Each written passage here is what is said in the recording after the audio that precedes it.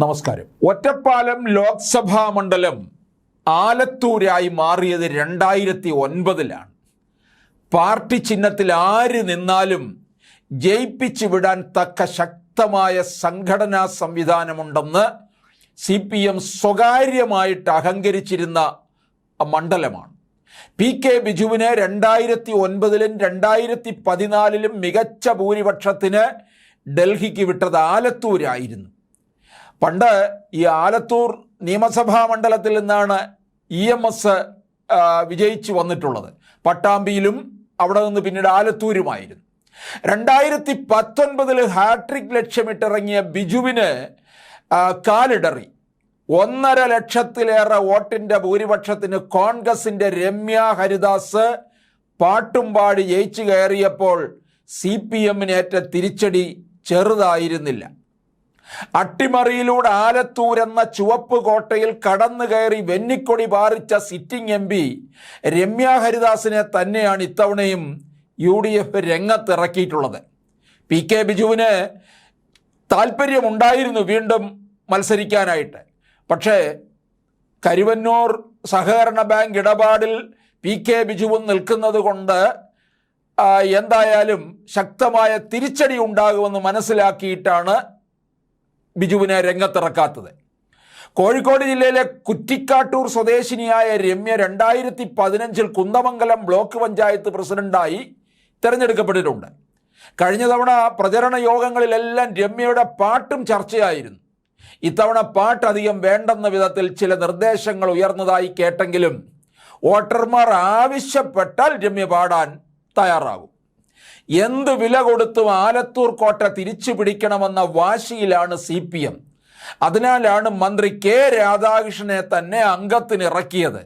രാധാകൃഷ്ണനാകുമ്പോൾ നമുക്കറിയാം ഒരു സംശുദ്ധമായ രാഷ്ട്രീയക്കാരനാണ്. മറ്റ് യാതൊരു തരത്തിലുള്ള ഏടാകൂടങ്ങളിലും ചെന്നുപെടാത്ത ഒരു കാർഷിക മനസ്സുള്ള ഒരു മാനവികത നിലനിൽക്കുന്ന ഒരു MLA കൂടിയാണ്, ഒരു മന്ത്രിയാണല്ലോ അദ്ദേഹം. ചേലക്കരയിൽ നിന്നും 1996 ആദ്യമായി നിയമസഭയിലെത്തിയ രാധാകൃഷ്ണൻ പിന്നീട് ഇങ്ങോട്ട് 2001, 2006, 2011 പിന്നീട് 2021 വർഷങ്ങളിലും വിജയിച്ചു. 96 EK നായനാർ മന്ത്രിസഭയിൽ പട്ടികജാതി വർഗ ക്ഷേമമന്ത്രിയായി. 2001 പ്രതിപക്ഷത്തിൻ്റെ ചീഫ് വിപ്പായി. 2006 നിയമസഭാ സ്പീക്കറായി. 2021 വീണ്ടും മന്ത്രി. ഇപ്പോൾ അതിനെല്ലാം അപ്പുറം ആലത്തൂർ പിടിച്ചെടുക്കാനുള്ള നിയോഗം നിലനിർത്താനും തിരിച്ചു പിടിക്കാനുമായി UDF-ഉം LDF-ഉം കളം നിറയുമ്പോൾ ആലത്തൂരിലെ ഡോക്ടർ TN സരസ്സുവാണ് NDA സ്ഥാനാർത്ഥി. 2019 NDA സ്ഥാനാർത്ഥിക്ക് 89,837 വോട്ടാണ് ഇവിടെ ലഭിച്ചത്. ആലത്തൂർ ലോക്സഭാ മണ്ഡലത്തിലെ തരൂർ, ചിറ്റൂർ, നെന്മാറ, ആലത്തൂർ, കുന്നംകുളം, വടക്കാഞ്ചേരി, ചേലക്കര നിയമസഭാ മണ്ഡലങ്ങളെല്ലാം ഇടതുപക്ഷത്തിനൊപ്പമാണ്. പക്ഷേ ലോക്സഭയിലേക്കുള്ള രാഷ്ട്രീയ മത്സരത്തിൽ അത് മാത്രം പോരെന്ന് തെളിഞ്ഞത് 2019-ലാണ്. എല്ലാ നിയമസഭാ മണ്ഡലങ്ങളിലും വ്യക്തമായ ലീഡ് നേടിയാണ് 1,58,968 എന്ന വൻ ഭൂരിപക്ഷത്തിന് രമ്യ ഹരിദാസ് ജയിച്ചു കയറിയത്. കേന്ദ്രത്തിൽ 2ാം മോദി സർക്കാർ വരാതിരിക്കാനുള്ള വികാരവും രാഹുൽ ഗാന്ധിയുടെ കേരളത്തിലെ സ്ഥാനാർത്ഥിത്വവും കൂടിയാണ് അന്ന് കോൺഗ്രസ് മുന്നേറ്റത്തിന് വഴി തുറന്നതെന്നാണ് വിലയിരുത്തൽ. എങ്കിലും ഇത്തവണ ആലത്തൂരിലെ മത്സരം CPM നിസാരമായി കാണുന്നില്ല. തെരഞ്ഞെടുപ്പുകളിലൊന്നും പരാജയമറിയാത്ത രാധാകൃഷ്ണനെ തന്നെ കളത്തിലിറക്കിയത് അതുകൊണ്ടാണ്. പിന്നെ മറ്റൊരു വശം കൂടിയുണ്ട്. രാധാകൃഷ്ണൻ ഇവിടെ നിന്ന് ജയിക്കണമെന്ന് CPM-നേക്കാൾ ഉപരിയായിട്ട് പിണറായി വിജയൻ എന്ന വ്യക്തിക്ക് താല്പര്യമുണ്ട്. കാരണം മുതിർന്ന ഒരു നേതാവാണ്.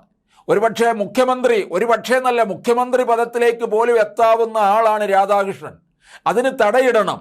കാരണം 2026 വീണ്ടും LDF അധികാരത്തിൽ വരുമ്പോൾ കാരണഭൂതന് മരുമകനെ അധികാര സ്ഥാനത്തേക്ക്, മുഖ്യമന്ത്രി പദത്തിലേക്ക് പോലും അഭിഷേകം നടത്തണം. അപ്പോൾ ആ അഭിഷേക ചടങ്ങിന് ഏതെങ്കിലും തരത്തിലുള്ള വിഘ്നം ഉണ്ടാക്കരുത് രാധാകൃഷ്ണൻ. അതിനുവേണ്ടിയാണ് പാർലമെന്റിലേക്ക് മത്സരിപ്പിക്കാൻ ഇറക്കിയിരിക്കുന്നത്. അങ്ങനെയാണല്ലോ പല മുതിർന്ന നേതാക്കളെ ഇറക്കിയിരിക്കുന്നത്, KK ശൈലജയും ഒക്കെ.